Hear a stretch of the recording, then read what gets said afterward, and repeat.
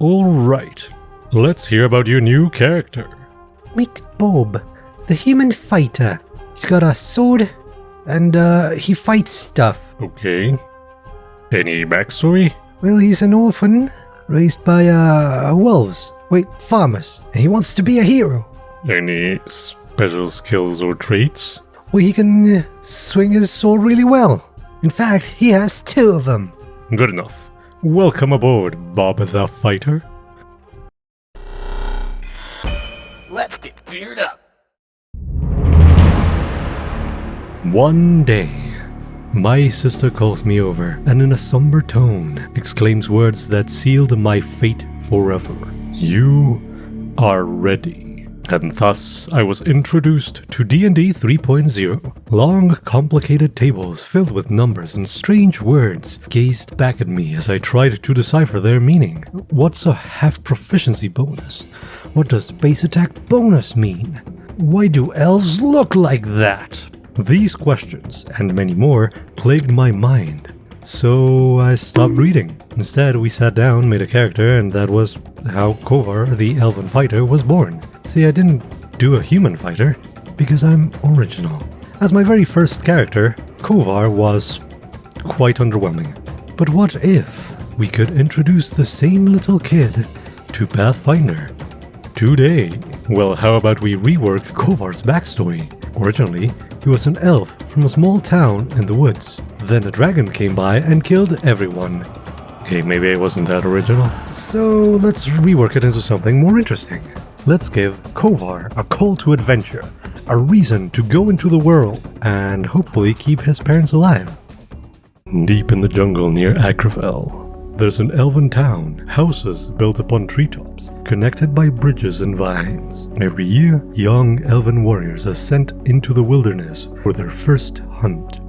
A rite of passage. They are to remain in the forest for a week and return with a token, a trophy of a creature designated by the leader for them to track and hunt. So a little more interesting. You have initial hook. Finding the trophy within a time frame can be a fun level 1 adventure, whether successful or not, and Kovar might decide to abandon their quest and go save the world, as often happens, or his overall adventure becomes to restore his honor by hunting something much bigger. Now that we have a backstory, we can do everything else. Of course, Kovar is an elf. The new Kovar is a woodland elf from Akravel, and for his background, he is a hunter. Nothing too crazy.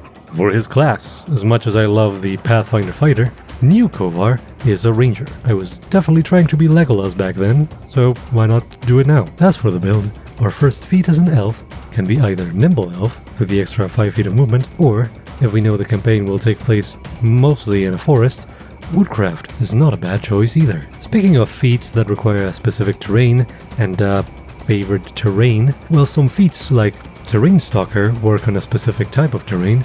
You can technically always retrain them to a different type of terrain. Sure, you have to take a week to reattune to a new environment, but that means the benefit of those feats are not lost, and it can be played like scouting ahead or surveying the land. By level 8, you can swap your favorite terrain, giving you incredible versatility, turning you into the master of the wilderness. Back to first level. For our class feat, Hunted Shot allows us to bypass resistances, and if we pick Precision for a Hunter's Edge, we can get an extra 1d8 damage to our first strike. This is already a solid first level combo. On your first turn, you can mark an enemy as your prey and use Hunted Shot to attack twice.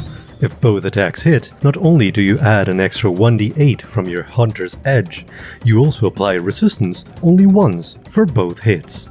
At level 3, we have access to Fleet for another 5 feet of movement. With Nimble Elf, that means our base speed is 35.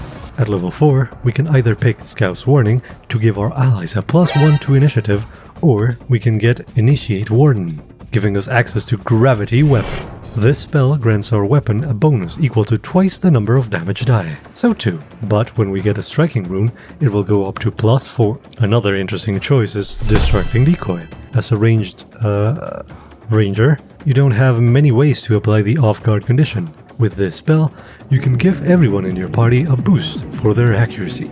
At level 5, we get a new ancestry feat. Ageless Patience is one of the more interesting ones, allowing us to pick up subtle details when making a perception check, and ignoring a critical failure if we roll a natural 1. At level 6, Skirmish Strikes become available. For a single action, you can step and strike, or strike and step. Being a ranged build, you should be safe for most of combat. But in case we find ourselves in melee range, we can get out of an attack of opportunity by stepping out of range and then striking, avoiding unnecessary damage and keeping our hair perfectly flowy. And then attack twice more, because it's only one action. At level 8, we have a couple of options worth mentioning. Blind Fight is generally useful, making it easier to hit concealed creatures and stopping hidden creatures from giving us the off-guard condition. Also, we can spot undetected creatures nearby automatically, or Terrain Master allows us to change our favorite terrain by attuning to a new terrain. Now we can explore the world, discover new places, and get a tan, without losing the benefits of favorite terrain. Alternatively, Eerie Environs allows us to scare enemies by rustling leaves, imitating the sound of strange creatures and the howl of the wind. We can pick Deadly Aim, giving us a +4 bonus to damage for very low cost. We could also choose Warden Boon, sharing our Hunter's Edge and hunt prey with an ally. This sounds really cool, and it later becomes even better. With so many choices, it's really hard to pick just one. But remember, you can always pick them later for another class feat. By level 10, we also get plenty of choices, but some more specialized to different types of rangers. Camouflage allows us to hide in natural terrain without cover, melding into the grass and leaves. If your prey is hiding behind another creature, Penetrating Shot makes sure your arrow hits by going through the first creature and into your target. And if you're followed by a very loud paladin, Warden's Step allows you to effectively share your hiding spot with your allies, while in natural terrain. This is obviously a step up from Quiet Allies, the skill feat. At level 12, Distracting Shot allows you to make your hunted prey off guard when you crit or hit at least twice. At level 14, we can share the benefits of our Hunter's Edge and hunted prey with an ally automatically, improving Warden's Boon. Also at level 14, Targeting Shot ignores all cover and concealment, making us the deadliest sniper in the realm.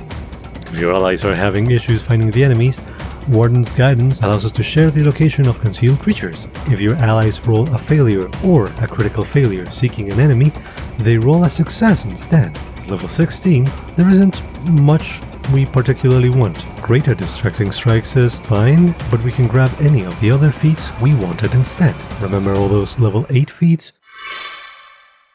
Warden spells offer powerful options to make the ranger a masterful hunter. We already covered a couple from the initiate list, but there are plenty more that deserve at least a mention. Hunter's Luck is a great way to learn weaknesses and pick on abilities that your hunted prey may have, allowing you to reroll a recall knowledge check you might have failed. Soothing Mist is also a powerful choice, healing an ally and removing a persistent damage type. Since it takes 10 minutes to refocus, you could potentially do this infinitely, like a champion's Lay on Hands. And it also works as a damaging spell against undead. Ranger's Bramble is a powerful control spell, allowing you to lock down multiple enemies and giving them persistent bleed damage. Gluttonous Growth is very similar, but it also deals 46 damage when you sustain it, and it covers a larger area. Terrain Transposition is just a quick teleport, and you can bring your companion along should you want to, but you can't bring anyone or anything else. Canopy Crawler gives you a climbing speed, which is a great way to navigate through tough terrain or get in an advantageous position from where to snipe enemies. And finally, Threatening Mimicry makes you look bigger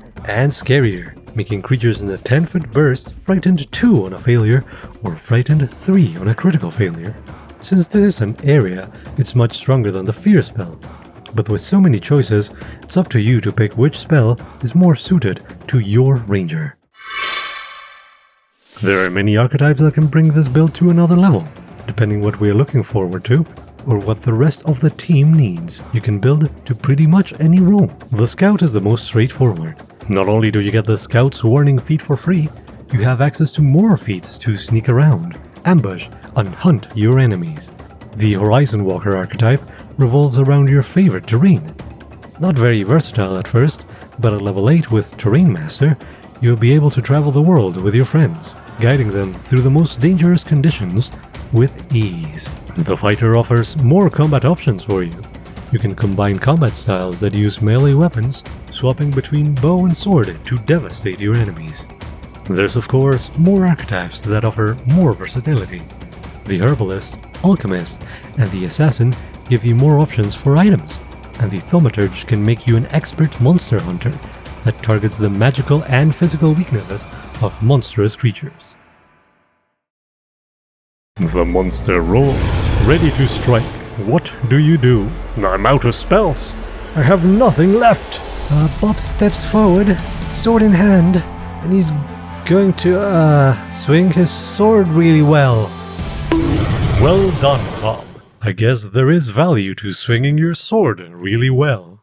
Wait, what is the lesson here? Don't worry about it.